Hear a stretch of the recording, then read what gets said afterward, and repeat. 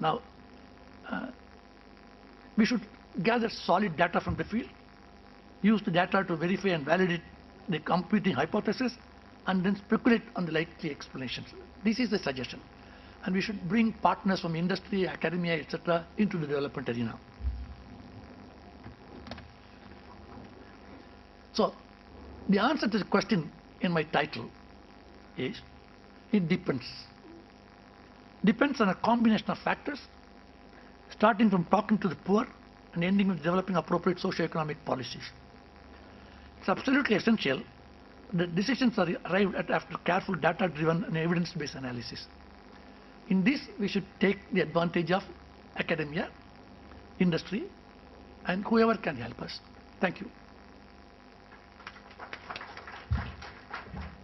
Thank you very much, Professor, for a very insightful presentation. You know, Bill Gates once said that if the automobile industry had developed the same way as the communication industry has developed, we will be able to buy a car for $25 which runs for 100 kilometers every liter. So that just explains to the extent that technology has developed and to the level it has reached. Now, before I open it to questions from both our speakers, I just wanted to bring in a small thing, like we talk about, which Professor also brought out in his presentation, that we talk about bottom of the pyramid, marrying with technology to give successful projects, so on and so forth. Do we have a factual idea, which he mentioned, on the penetration of mobile phones in India? So let us call it a small quiz. So how many people out of 100 people in India has a broadband connection? Guesses? Just a wild guess. Close, but a little more than that. So broadband connections in India are less than 5%. So different sources are quoting different data. I'm quoting from the Telecom Regulatory Authority of India website. And how many people in every 100 people in India have a mobile phone? No, 70 was the closest. So 66 is the number.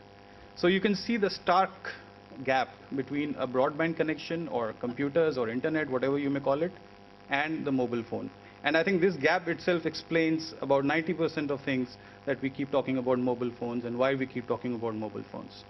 So having said that, I'll leave it open for questions. So whatever question you may have from Professor or from Mr. Pawan Kumar, we are happy to take it. Please mention to whom this question would be addressed to. Sir, it's a wonderful presentation by Subhay Arunachalam. Okay, sir.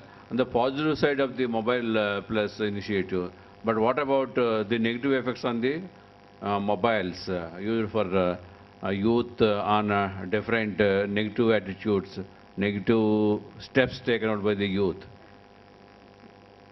Sir, please clarify. Excuse me, sir. Every technology is a two-edged weapon. It's like a knife.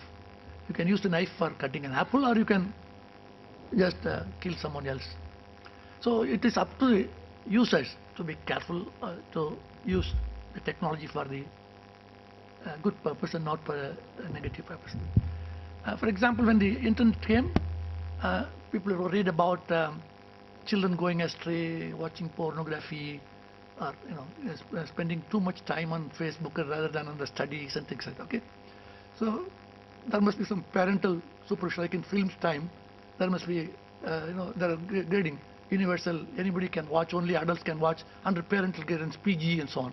So one has to take this. This is where the public policies come. So the public policy, government and the other organizations have to take care what is to be allowed and what is not to be allowed and so on. So I think this is a common question for all technologies. So actually, like in the flow, whatever he has shown, when the farmer asks a question, so it searches in the data bank whether it's a part of FAQ or not, and then it replies back, then it goes to a subject matter expert thing. So if it's an FAQ, means is it something like it's automatically fetches the answer and give it back to the farmer, or like is there someone interprets there also, like looks at into the list of, is it a part of the FAQ and then they answer back to the farmer? So I just want to understand.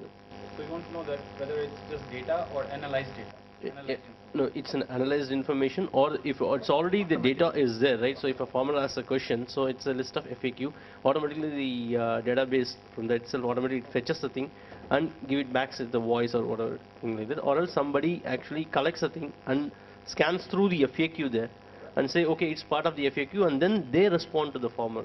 So is there a human intervention is required there when you're looking at the FAQ? And then the other one is trivial, like it goes to subject matter expert, and then actually whatever the answer comes, they add it to the FAQ again. Hello, I'm not able to listen. Yeah, hello. Can you hear me? Yes. Okay, so the question, and do correct me if I misinterpret it. The question was that in the information you give out as FAQs, is it just data, or is there a human intervention including analysis which is given out to the people? Is that correct? In what? No, when the farmer puts the question, so it goes to the data bank, right? So in the data bank, if the question is already part of the FAQ, so it responds back. So when I'm saying in the response, is there a human intervention there? So whether somebody like listens to that farmer question and looks into the FAQ and responds back, or the system itself automatically picks up the question and responds back. So very simply, is it the machine, or is there a human being there? Yeah, there is a human being involved in that, but sometimes what happens, because of language problem or because of some local issues, if the farmer wants some local information, so the person involved in between, he is not even able to understand, and he just pick up few indicators from the questions, and if he matching it with the database, and if he find yes the indicator are matching, that he send it to the FAQ, and FAQ replies that. That's the one problem which face, because many times farmer has also complained the question they have asked and the answer they got is not relevant. So it also depends on the capability of the person who was interacting between the farmers and the FAQ. How much how knowledge he had, because it's not possible that he may have all the knowledge of that area where the query is coming. So the interaction is involved there, but sometimes he is also not able to resolve the query, and he just put up some important point out of the question, and he send it to he match it with the FAQ, and if he is matching, then he just reply without thinking whether it is a relevant answer or it is not a relevant answer. Did I able to solve the queries? Yeah, thank you, sir. Thank you, Mr. Kumar. This is a question to Professor Arunachalam. I think you hit the nail on the head in the sense that you talked about people-centered approach and understanding people first, and then statistically